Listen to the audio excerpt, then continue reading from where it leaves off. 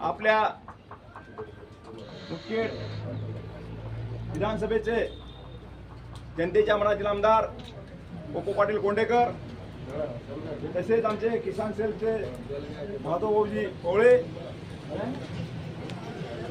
तसेच शिवसेना उपाटाचे तालुका प्रमुख पिंटू पाटील वासरीकर, काँग्रेसचे जिल्हा उपाध्यक्ष दादाभाऊ पाटील भुयार, तसेच या नगरीचे माजी नगराध्यक्ष राजमाधवजी कोतावर साहेब,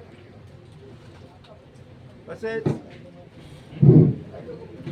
नगरपालिकेचे नवनिर्वाचित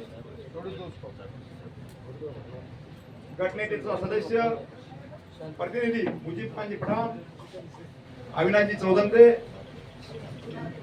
गोदावरीबाई बोकेफोड, तसेच आमचे गोपनपल्ले मामा आणि तसेच नवनिर्वाचित सदस्य कधीरभाई,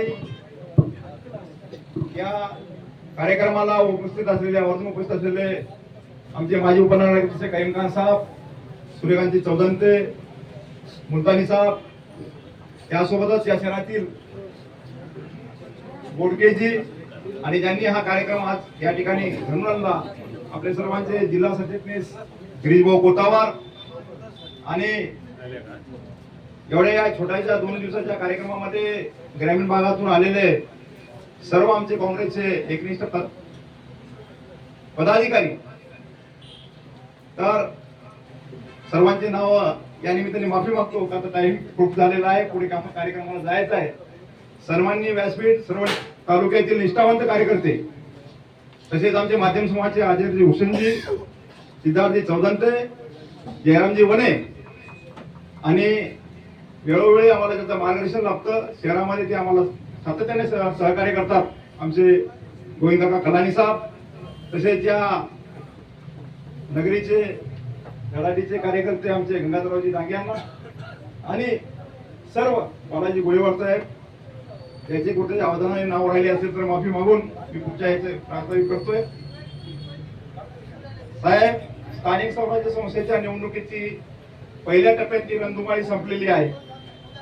त्या पहिल्या टप्प्यातल्या रणधुमाळीमध्ये या भोकर मतदारसंघातील मुदखेड तालुक्यातील नगरपालिकेच्या निवडणुकीत काँग्रेसच्या फळाच्या कार्यकर्त्यांनी तन मन ज्या पद्धतीने होईल, ज्या पद्धतीने आपली काँग्रेसची धुरा खांद्यावर घेऊन प्रत्येकाच्या घरापर्यंत पोहोचून आज या नांदेड जिल्ह्यातल्या मोठ्या टोपीला ठेसाला आणलं आणि घरोघरी हिंडण्याची वेळ आली, पायाने फिरवू लागलं.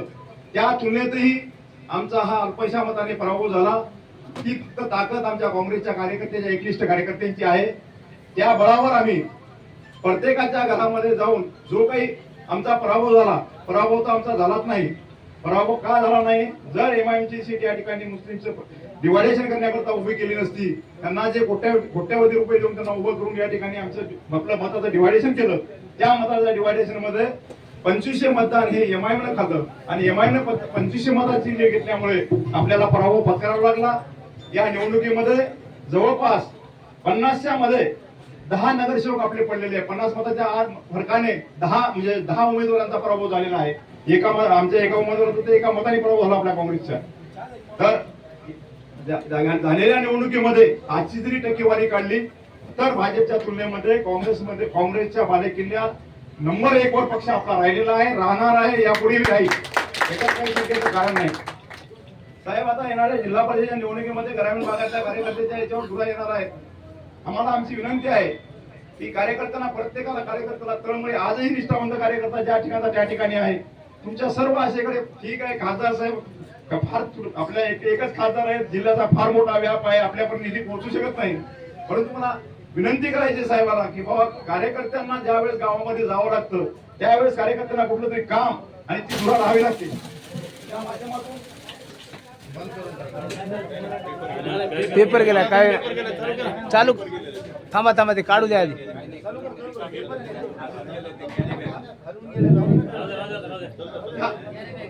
कॅरी बॅग होय. त्या माध्यमातून कार्यकर्त्यांना निधीची अपेक्षा असते. कालच्या मुदखेड तालुक्याची काँग्रेसची फळी सुरुवातीपासून मजबूत राहिलेली आहे आणि आपल्या माध्यमातून प्रत्येक गावामध्ये लोकांना अपेक्षा आहे की काही ना काहीतरी निधी मिळावा, निधीतून कामं व्हावीत.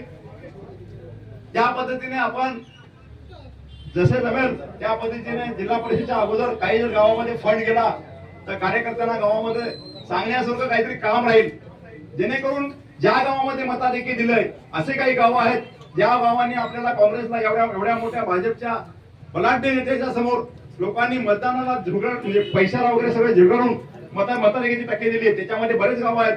त्याच्यामध्ये नाव घेतलं तर मुगोट आहे, मोठे मोठे गाव आहे ज्याच्यात रोहित पिंपळगावला चांगला मतदान पडलेला आहे, बाळकोटेला चांगलं मतदान लोकांनी दिलेलं आहे. तरी कांबळच आहे तिथे आमच्या इकडे म्हणजे वैजापूर पार्टी, काल वैजापूर पार्टीच्या बऱ्याच बहुतांश कार्यकर्त्यांनी भाजपमध्ये प्रवेश केला.